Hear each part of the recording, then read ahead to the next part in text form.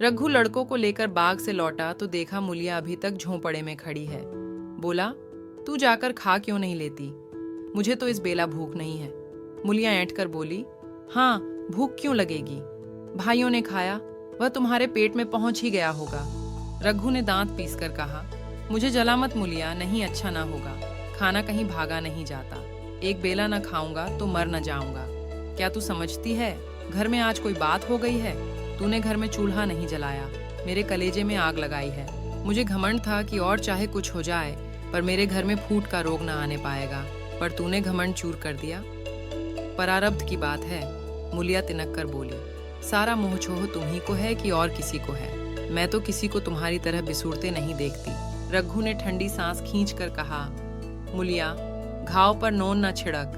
तेरे ही कारण मेरी पीठ में धूल लग रही है। मुझे इस गृहस्थी का मोह न होगा तो किसे होगा?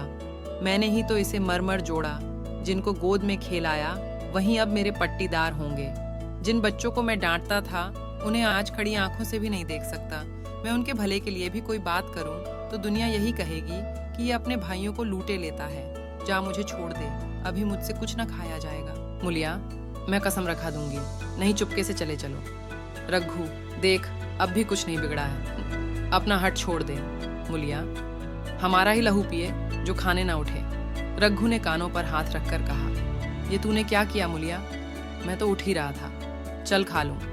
नहाने धोने कौन जाए, लेकिन इतनी कह देता हूँ कि चाहे 4 की जगह 6 रोटियां खा जाऊं, चाहे तू मुझे घी के मटके ही में डुबा दे, पर यह दाग मेरे दिल से न मिटेगा। मुलिया, दाग साग सब मिट जाएगा, पहले सबको ऐसा ही लगता है। देखते नहीं हो उधर कैसी चैन की वंशी बज रही है?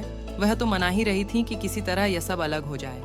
अब वह पहले की सी चांदी तो नहीं है कि जो कुछ घर में आवे सब गायब। अब क्यों हमारे साथ रहने लगी? रघु ने आहत स्वर में कहा, इसी बात का तो मुझे गम है। काकी से मुझे ये ऐसी आशा न थी। रघु खाने बैठा तो कौर विष के घूंट सा लगता था। जान पड़ता था रोटियां भूसी की हैं, दाल पानी सी लगती। पानी कंठ के नीचे ना उतरता था, दूध की तरफ देखा तक नहीं। 2-4 ग्रास खाकर उठाया, जैसे किसी प्रियजन के श्राद्ध का भोजन हो। रात का भोजन भी उसने इसी तरह किया। भोजन क्या किया, कसम पूरी की। रात भर उसका चित्त उद्विग्न रहा। एक अज्ञात शंका उसके मन पर छाई हुई थी, जैसे भोला महतो द्वार पर बैठा रो रहा हो। वह कई बार चौंक कर उठा। ऐसा जान पड़ा भोला उसकी ओर तिरस्कार की आंखों से देख रहा है। वह दोनों जून भोजन करता था, पर जैसे शत्रु के घर। भोला की शोकमग्न मूर्ति आंखों से न उतरती थी। रात को उसे नींद न आती। वह गांव में निकलता तो इस तरह मुंह चुराए, सिर झुकाए, मानो गोहत्या की हो।